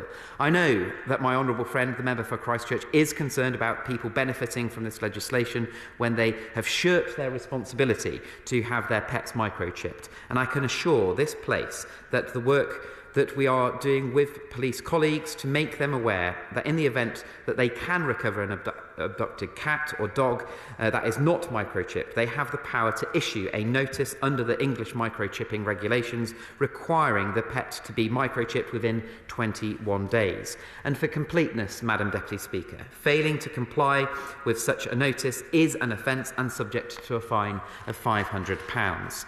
In addition, the microchipping of cats and dogs England regulations provides for the police to be able to take the animal in question to be microchipped without the keeper's consent and allow the costs associated with doing so to be recovered. The enforcement regime for the English microchipping legislation is designed to ensure that animal ends up being microchipped when it is found not to be. And we understand that most people comply with such a notice where issued, and therefore only a small number of cases are taken through the courts. In addition to the existing enforcement mechanism, we are considering enabling penalty notices for the offence of not microchipping a cat or dog through the Animal Penalty Notices Regulations 2023. In summary, therefore, I cannot commit that we will work close... I can commit, Madam Deputy Speaker, I want to reiterate. I can commit that we will be working closely with enforcement partners to make sure that my honourable friends' concerns are addressed, and we are working at speed preparing for this engagement. Let me finish very briefly on the amendments tabled by my honourable friend, the member for South West and West, and I thank her for bringing forward these small adjustments to the bill. The government supports these minor technical amendments and agrees that their clarity help progress the bill, specifically in relation to clauses 1 and 2, and I urge all members to be able to support these. Thank you. Sir Christopher Chope. Madam Deputy Speaker, with the Leader of the House, can I respond to this debate and say that we made great progress, and I'm really grateful to my honourable friend, the Minister, for facilitating that. And all my amendments, particularly amendments 10 to 15, were designed to try and address the problem of potential waste of police resources and local authority enforcement resources on trying to chase pets that hadn't been microchipped. And my honourable friend, in saying what he said about the guidance and the advice that's going to be given to enforcement authorities, it really goes to the core of my concerns. And it has never been my intention to be anti-cat. I think my honourable friend, the member for Southwest, Southend West, seemed to think that cats don't matter. I'm not going to put myself into that category where cats don't matter, because I have enough emails coming in already. So no, cats do matter. And so do dogs, and for the sake of completeness, so do tortoises. And so I've never been against including cats in this legislation, but I've been nervous about including cats in it when so many cats are still not microchipped. But obviously that will be compulsory from the 10th of June, and as the Minister has said, there are going to be stronger enforcement measures. And the number of local authorities that actually are issuing these notices, I don't think they're not really applying their minds to it, but perhaps when they link that in with the prospect that there will be complaints that cats have been abducted, and they will then realise that there is a strong link between the two issues. And I hope the consequence of all this debate is going to be that we will have a much better database, more completeness, more cats will be microchipped, even more dogs will be microchipped, because having 1 million plus dogs that are not microchipped at the moment is still unacceptable. But, Madam Deputy Speaker, it's not always on a Friday that one can say that we've made progress, but I think we have made progress on this issue, and in the light of that progress, I would seek to withdraw new Clause 1. Thank you. Is it your pleasure that new Clause 1 be withdrawn? Aye. New Clause 1 by leave withdrawn. Therefore, we move now to Amendment 19, which has been selected for separate decision. Anna Firth to move formally. The question is that the amendment be made. As members of that opinion say aye. Aye. Of the contrary, no. The ayes have it. The ayes have it. And so we move to Amendment 20, which has been selected for separate decision. Anna Firth to move formally. Formally. The question is that the amendment be made. As members of that opinion say aye. Aye. Of the contrary, no. The ayes have it. The ayes have it. Consideration completed. Third reading, what day? Now. The question is that the bill be now read the third time. Anna Firth. Thank you, Madam Deputy Speaker, and I beg to move that this bill now be read a third time. But before I talk about it again briefly, Madam Deputy Speaker, can I just put on the record my condolences on behalf of everybody in Southend West to the Speaker and his family today on the loss of his esteemed father, Doug Hoyle. Madam Deputy Speaker, I'm delighted to present this bill for its third reading. I'm very grateful to all members who've engaged so passionately and shared their stories at all stages. And so I'm going to keep my remarks as brief as I can so that other members can get in. But I do want to start, just as I did with second reading, on just taking a moment to reflect on my predecessor, because Sir David was such a true titan when it came to championing our pets and, of course, dogs in particular. And as I mentioned on second reading, prior to this debate on this bill, he chaired and spoke in the last debate that we had in this place on pet reform. And I just know he would be so proud that Southend West is playing a pivotal role in bringing this legislation forward. And I, too, am proud to be building on his legacy again here today. But, Madam Deputy Speaker, when I introduced this bill, I started by saying that Britain is a nation of animal lovers and that pets are part of our families. And I believe our discussions, both today and in all previous stages, have illustrated that perfectly. Simply by being here, we are showing by our actions that cats and dogs are not just items, and that abducting them causes real distress to families and to individuals, because actions speak far louder than words. And this bill will send a signal that we take animal welfare seriously in the UK.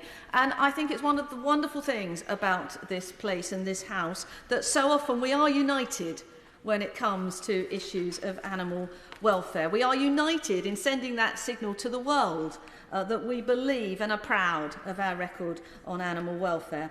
Of course, I've got lots of people to thank, Madam Deputy Speaker.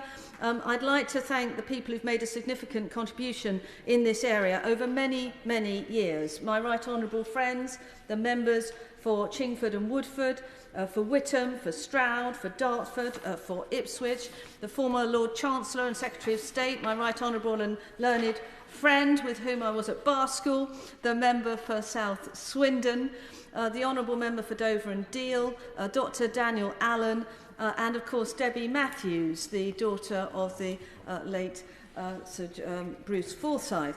As many as the many organisations that have given input and support. The Conservative Animal Welfare Foundation, so ably led by Chris and Lorraine Platt. The Stolen and Missing Pets Alliance, the Pet Theft Awareness, Cats Protection that we've heard of again today, Dogs Trust, Battersea Cat and Dogs Home Refuge, and of course Southend's own Tilly's Angels that really prompted me to take this bill on board. I'd also like to thank the brilliant Essex Police, Fire and Crime Commissioner, Roger Hurst, for his help and support, and more importantly, for all that he does to tackle pet abduction in Essex. It is a key objective in his police and crime plan, tackling pet abduction, dog theft in particular. And as a result of his focus and extra resources that he deploys, we've seen a 10% reduction in figures in dog thefts over the last year. So he does fantastic work, and if anyone in Essex wants to help him to keep fighting pet abduction, they have that opportunity on the 2nd of May. Madam Deputy Speaker, I also just want to emphasise the timely nature of this bill, because since second reading, new figures have been released by Direct Line showing that there's been a 6% uptick, in fact, in the number of dogs abducted in the last year, with only 1 in 6 being found and returned. That's the lowest recovery level since 2015. And so, you know, these figures really should concern us all because of the number of pets there that are traumatised, separated from their owners, most on a permanent basis, and families going without a beloved member of the family. Because, as I've said throughout, that is exactly what our pets are. We've also seen distressing articles in my local paper about attempted pet abductions, which also seem to be on the rise. Only last month, my local paper, the brilliant Southend Evening Echo, carried an article about 2 thugs in Benfleet who jumped out of their van and hit a pensioner over the head with a lump of wood in an attempt to force him to hand over his beloved Cocker Spaniel. And thankfully, the pensioner only incurred minor injuries and the dog was unharmed, but obviously deeply shaken. And this week, we've seen another report of another incident in Benfleet where a man was attacked by 2 men in Woodside Park attempting to steal his dog. These underline how important it is that we get this bill on the statute book and that police start taking action to enforce it.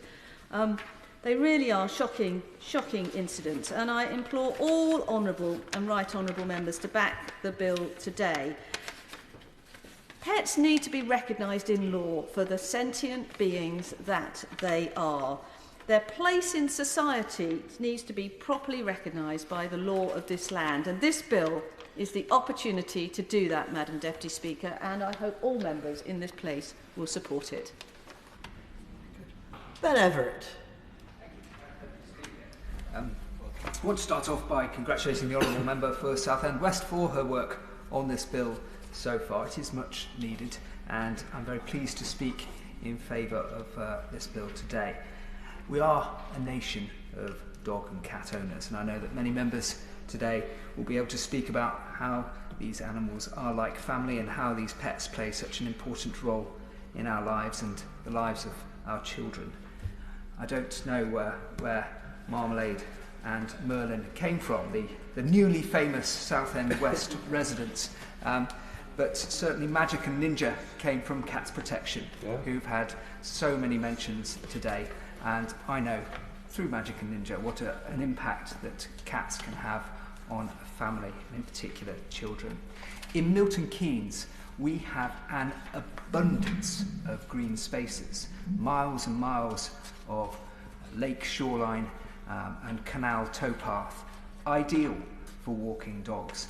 If you need to walk a dog, come to Milton Keynes. But that does bring with it the added risks of pet theft. So, as an animal lover and as the representative of a beautiful constituency in which to walk your dog, the very idea that people steal pets, often for profit and for breeding, is sickening. Madam Deputy Speaker, this bill resolves effectively a gap that has existed in law for far too long. Up until now, pet theft was categorised with other types of property theft. This is in no way reflective of the nature of the crime and the impact that that crime has on the victims.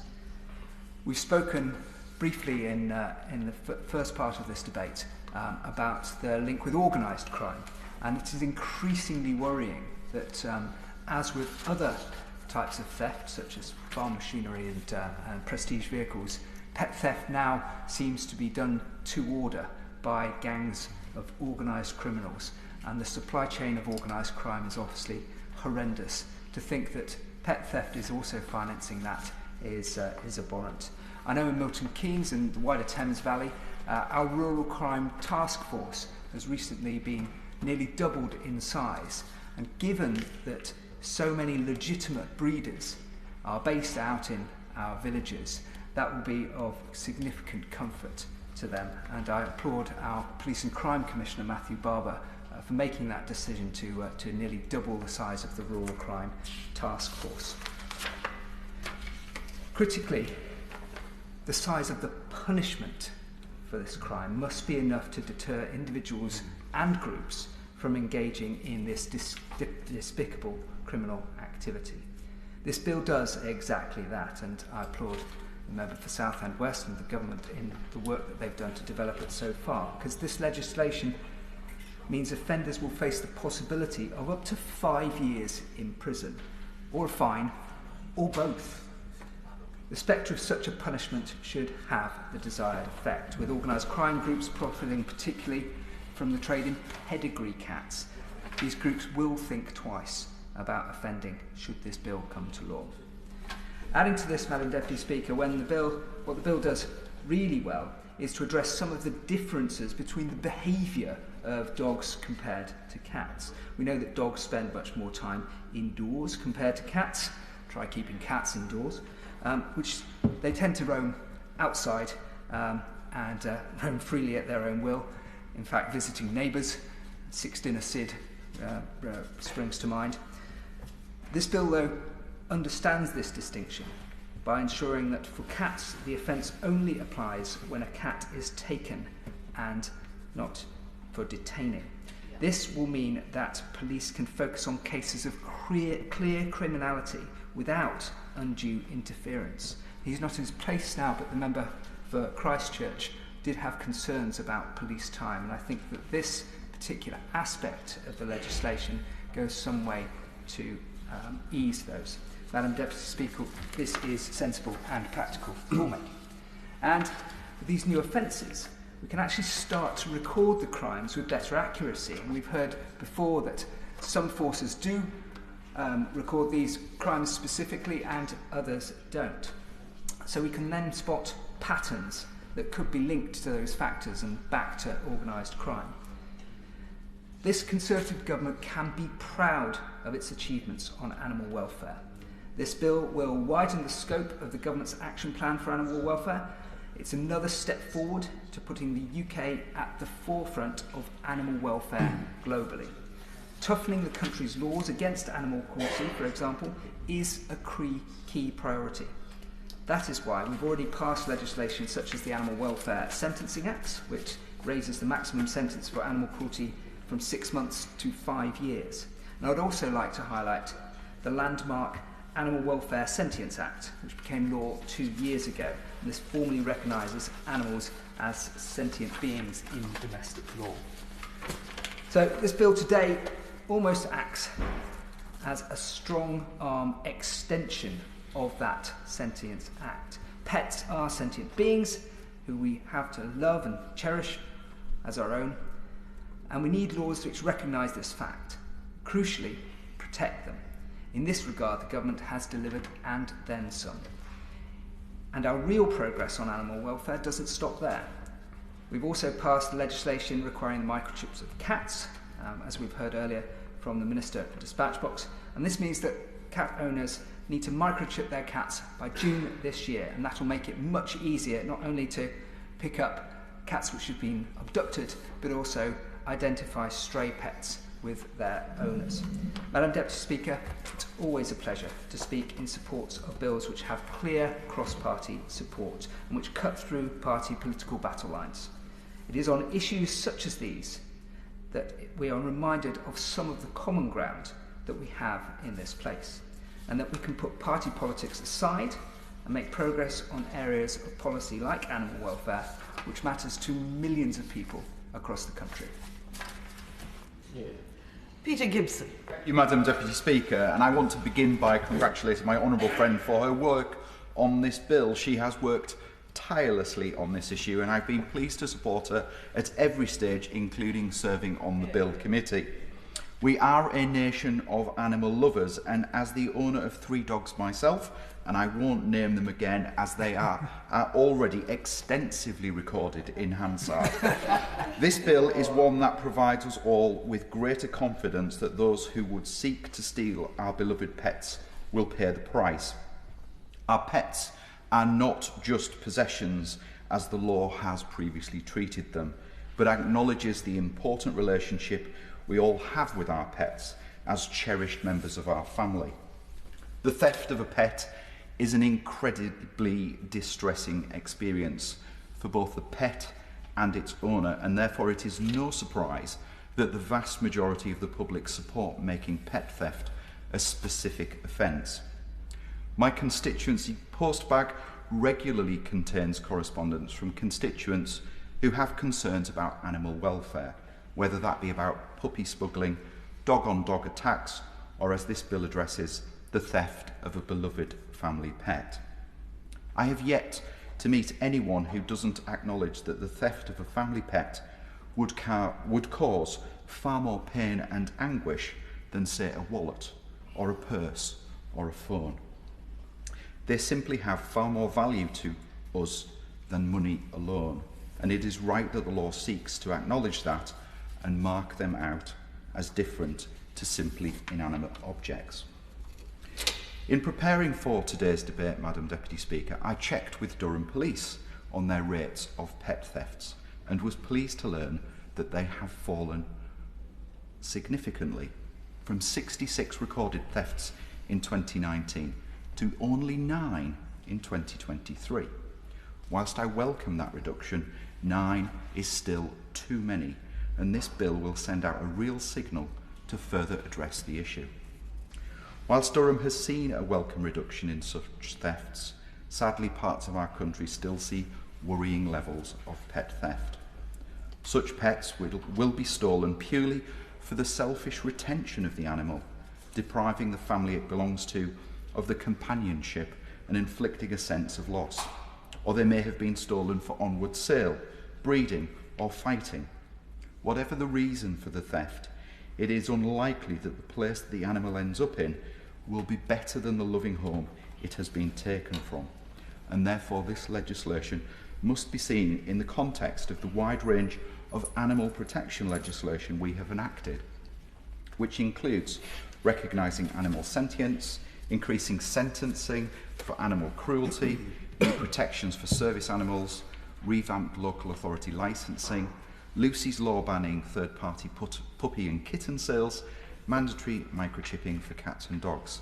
And of course, we must not forget the bill which I was proud to support, brought forward by my honourable friend, the member for North Devon, on puppy, kitten and ferret smuggling. In conclusion, Madam Deputy Speaker, our pets are our constituents' dearest companions, their most loyal friends, and we need a specific offence with the specific penalties for the theft of them.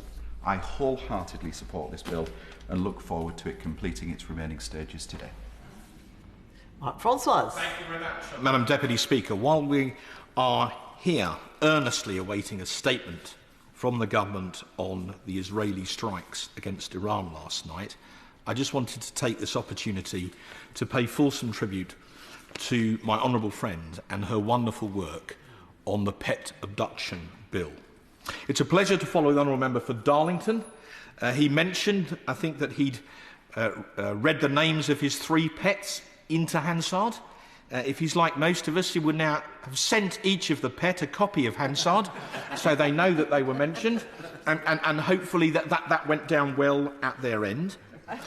I will come on to praise my honourable friend at the end, but perhaps I could very quickly tell the House about some other people who I know will be very, very pleased to see this legislation pass this House today. To begin with, my great friend, the Right Honourable Member for Chingford and Woodford Green, who unfortunately is detained on other important business today, but I know this has always been a cause close to his heart. He's had some horror stories from his constituency about pet theft, so as a former leader of our party, I know he will be delighted at my honourable friend's success.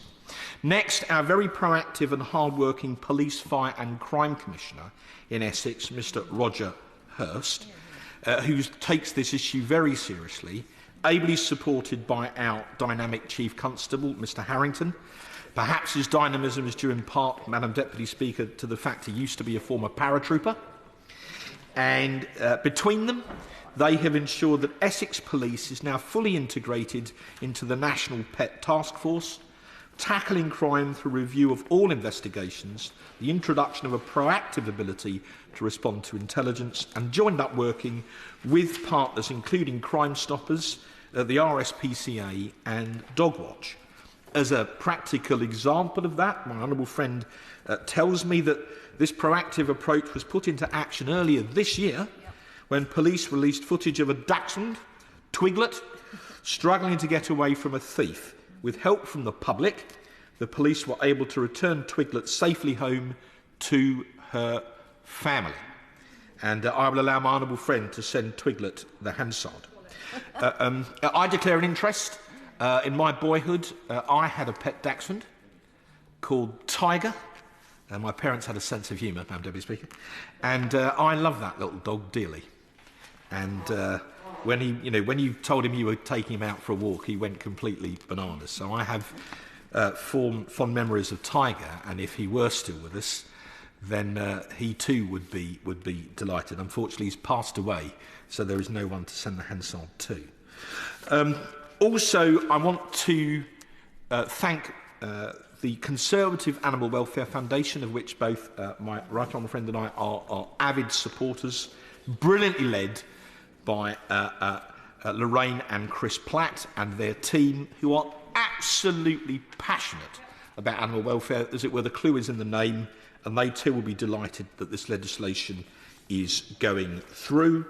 And then lastly, if I may, I know that our great friend Sir David Amis would have been delighted to see this day.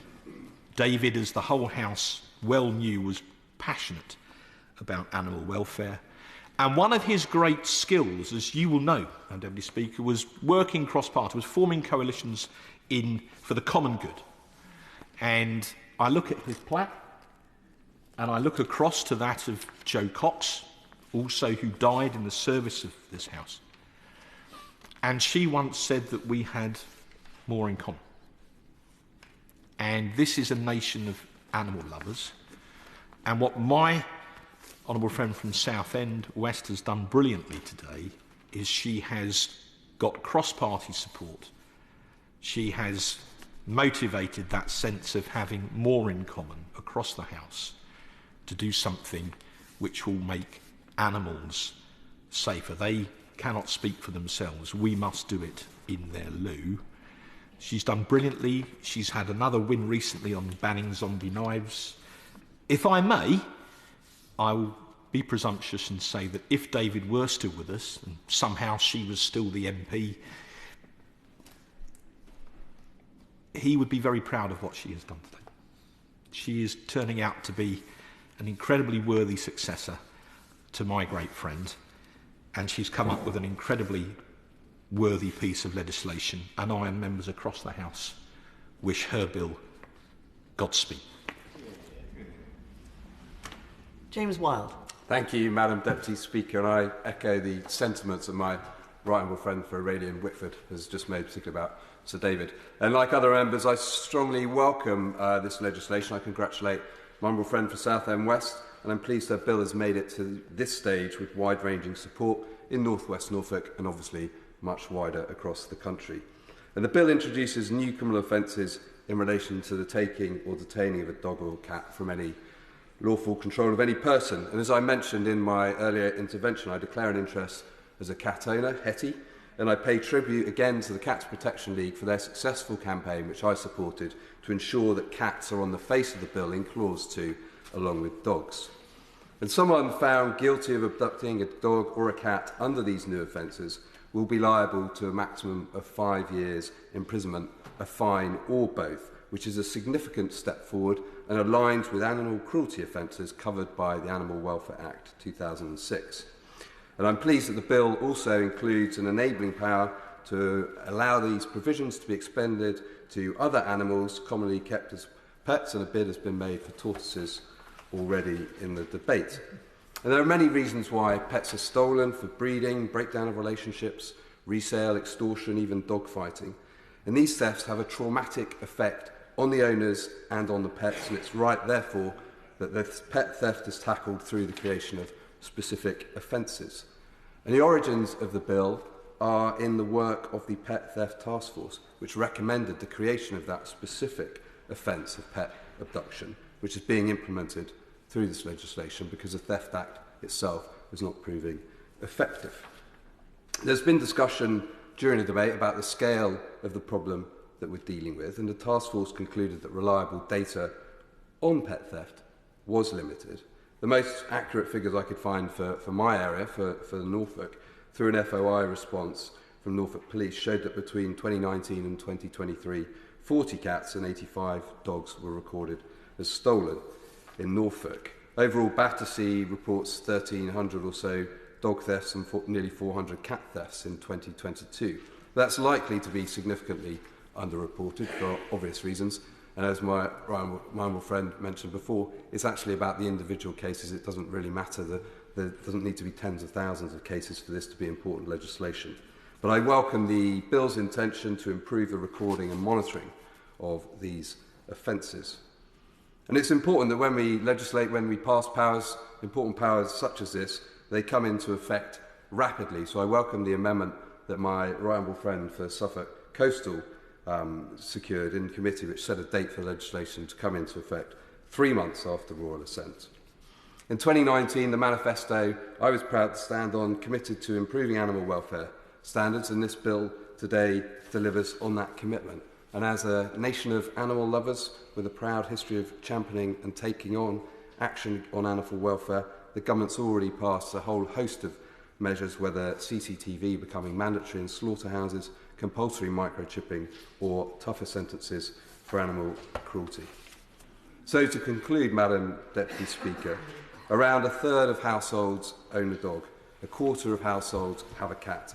We need to protect these family members, and this legislation does just that. So I commend my honourable friend for her hard work in bringing the legislation forward, and I look forward to supporting it through its final stages. Shadow Minister Daniel Zeichner. Thank you, Madam Deputy Speaker, and let me once again reiterate how strongly on this side we support these measures, and again thank the Honourable Member for Southend West for bringing the bill forward. And can I also echo her comments and the other comments about Sir David Amis? I think he absolutely would have been thrilled to see this legislation going forward today. I would also echo her comments about the many animal welfare charities that have worked so hard on this and provide such excellent briefings. And again, I think they too will be very pleased to see the legislation going forward, because as has been said, we are a nation of animal lovers. Pets are very much a cherished part of our families.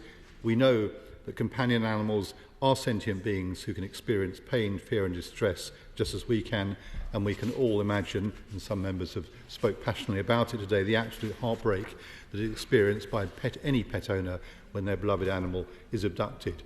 Yet, and we've talked about the numbers earlier, the Kennel Club estimated there to be 2,355 cases of dog theft in 2020, amounting to approximately 196 dogs stolen every single month.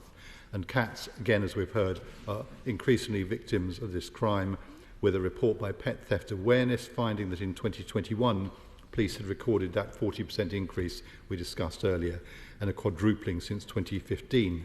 And as we've heard throughout this process, the law as it currently stands is ill-equipped to deal with the problem. Under the Theft Act 1968, pets are wrongly treated as inanimate objects. Their value is diminished to that of physical property like a TV or a toaster, and that cannot be allowed to continue, which is why the Pet Theft Task Force recommended in 2021 that a new offence of pet abduction be created, a new kind of offence that will put the emphasis on the welfare of the animal abducted and which pays due regard to their status as sentient beings. And that is what the bill does, with those two new criminal offences of dog abduction and cat abduction, attracting up to 5 years imprisonment or a fine or both to deter those who are looking to exploit animals for financial gain by stealing them from their owners and selling them or using them for breeding. And by creating these specific offences, pet owners will now have a clear legal framework by which they can ensure their case is actively investigated. And creating those specific offences will also require police to collate better data, allowing any patterns emerging to be properly analysed. And collating more accurate data will help to formulate the best prevention strategies going forward. And I'm delighted that we have managed to ensure that cats are covered as well as dogs. And with the compulsory microchipping that we've talked about, it should soon be much easier for anyone attempting to ascertain whether a cat is owned or is lost to establish those details. I'm also pleased that there's an enabling power so that the appropriate national authorities may create pet abduction offences in respect of further species of animals where there is evidence that the number of incidents involving the unlawful taking or detaining of animals of that species is significant or increasing significantly. I would just note in passing, it's a sensible, simple, future-proofing amendment of a kind that we proposed to the Live Exports Bill, which went through this House earlier this year, but which the government chose to reject. And in conclusion, although we welcome this bill, I'm afraid the government has fallen far short of its lofty claims on animal welfare that it trumpeted at the last election, because there's been no promised action to stop British farmers from being undercut by low welfare imports, a huge issue for farmers, consumers and for animal welfare, which I'm afraid the government has ignored. And indeed, when I challenged the Prime Minister at PMQs this week, he actually cited some of those trade deals as something to be proud of. Quite incredible, given the damage we know they'll do. There's been no implementation of promised regulations banning electric shock collars for cats and dogs, no sign of the promised consultation on the banning of snares, no action on the hunting trophy imports, which is why last month another private member's bill was before this House, this time brought forward by my friend from Worley, seeking to do exactly what the government had promised in its 2019 manifesto that it would do. Now, I could go on, you won't want me to, but so many promises made by this government, both in its 2019 manifesto and its 2021 Action Plan for Animals, have been abandoned for no good reason other than avoiding more splits in an already divided Conservative Party. On this side of the House, we believe in putting forward the strongest possible legal protection for animals who depend entirely on us. I'm proud that it was a Labour Party government that brought in the landmark Animal Welfare Act in 2006, still this nation's leading piece of animal welfare legislation. I'm proud that it was a Labour government that banned cosmetic testing on animals, ended fur farming and stopped the hunting of wild mammals with dogs.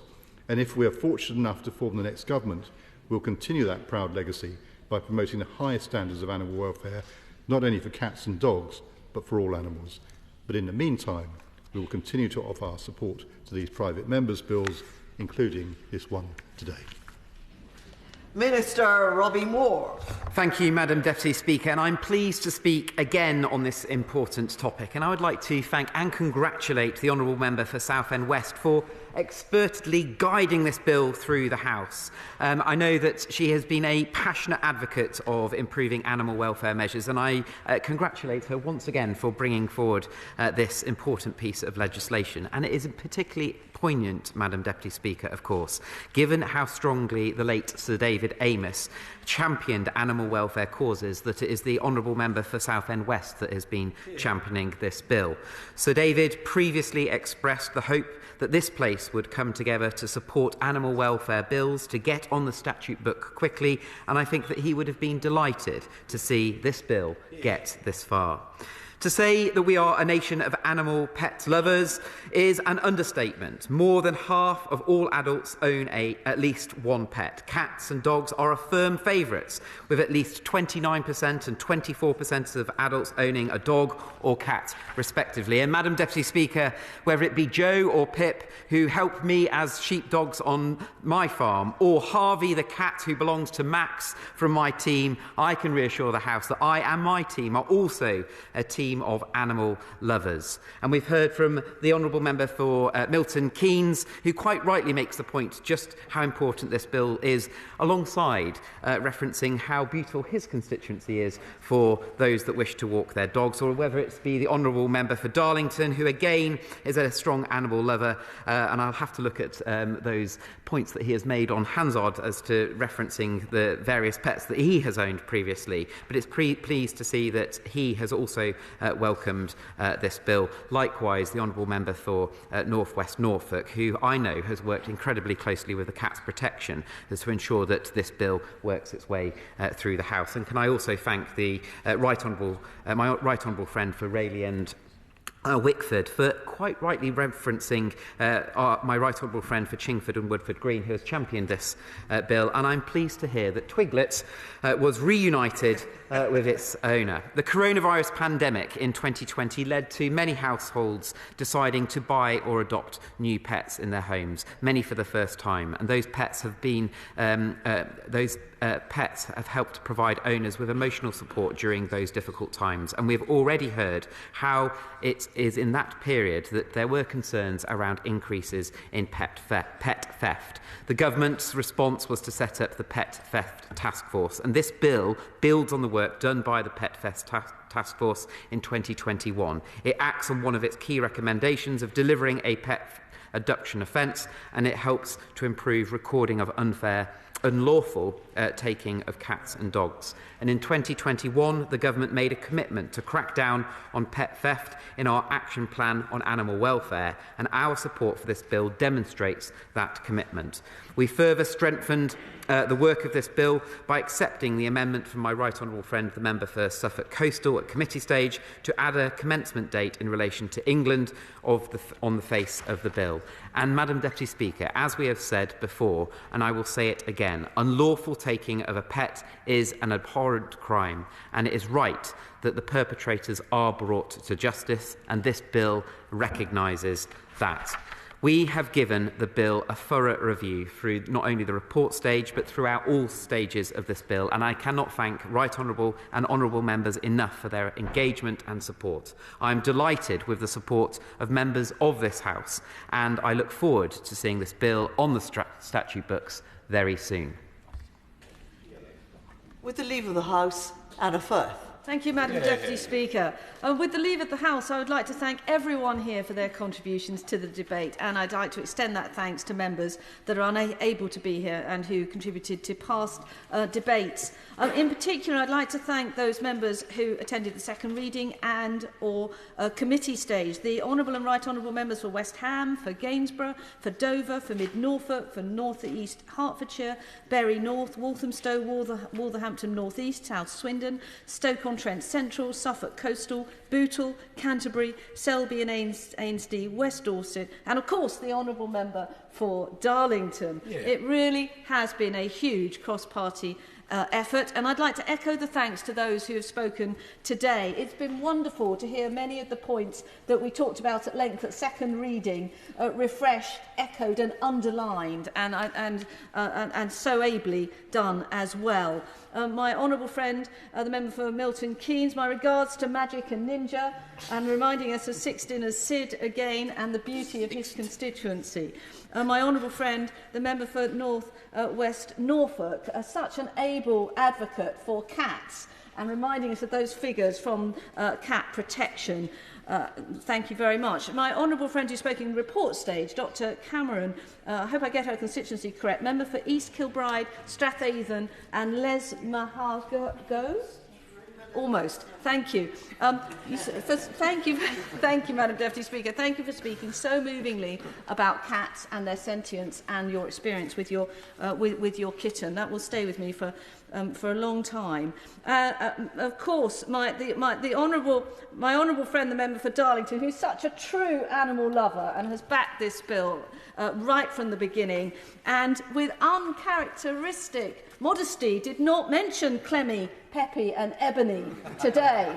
So please send my regards to those as well. And finally, my right honourable friend and colleague, the member for Rayleigh and Wickford, I thank him very much for coming today and for everything that he said and the wonderful tribute to my predecessor. I can't help but observe there is a saying that people sometimes become like their pets. And he mentioned he had a dachshund called Tiger. Yes.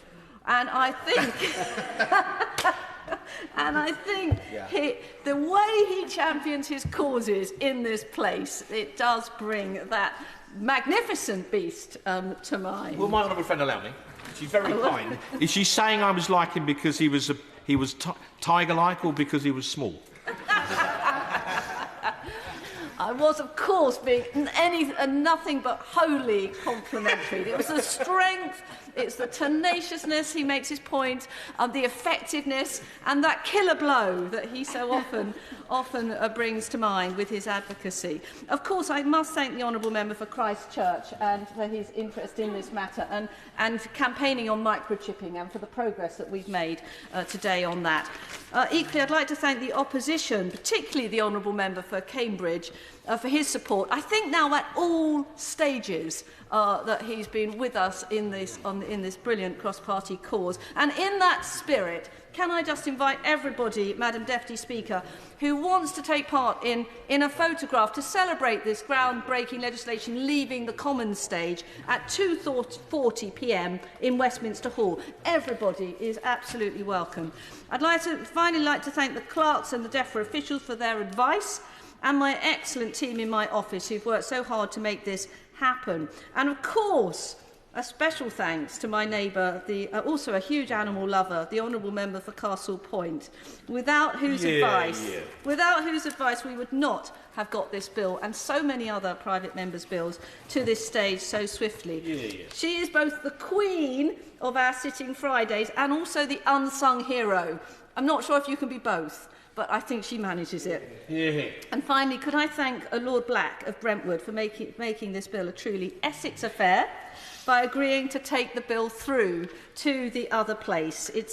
Will be an incredibly safe pair of hands, and I can't help but observe, Madam Deputy Speaker, that where Southend and Essex leads, so often the nation follows. So once again, Madam Deputy Speaker, can I just thank everybody and just say animal welfare unites this House. And I look forward to this House sending a clear message that that the abhorrent crime of pet abduction needs to come to an end. It will not be tolerated. Pets are so much more than just a piece of personal property. And with this bill, I hope that day will come very soon. Thank you. The question is that the bill be now read a third time. As many as that opinion say aye. Aye. Of the contrary, no. I think the ayes have it. The ayes have it.